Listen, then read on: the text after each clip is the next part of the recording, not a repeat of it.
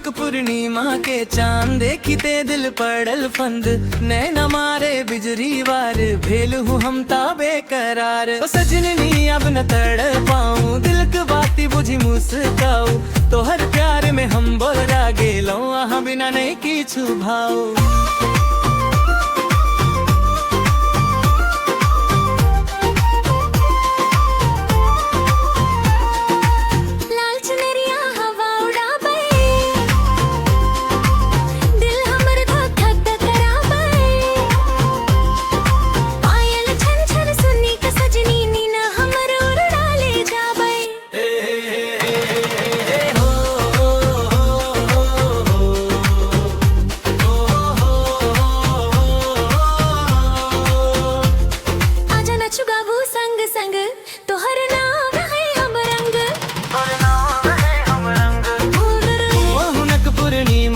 चांद देखते दिल पड़ल फंद, नैना मारे बिजुरी वार भेल हूँ हम ताबे करार। ओ सजनी अब न तड़ पाओ, दिल की बाती बुझी मुस्काओ, तो हर प्यार में हम बोरा गई, तू वहाँ बिना नहीं किछु भाव।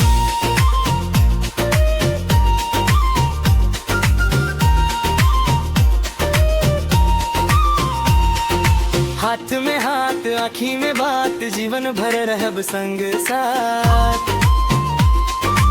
तोहर ले ली दिल धड़के बस तोहर नाम जपे दिन रात।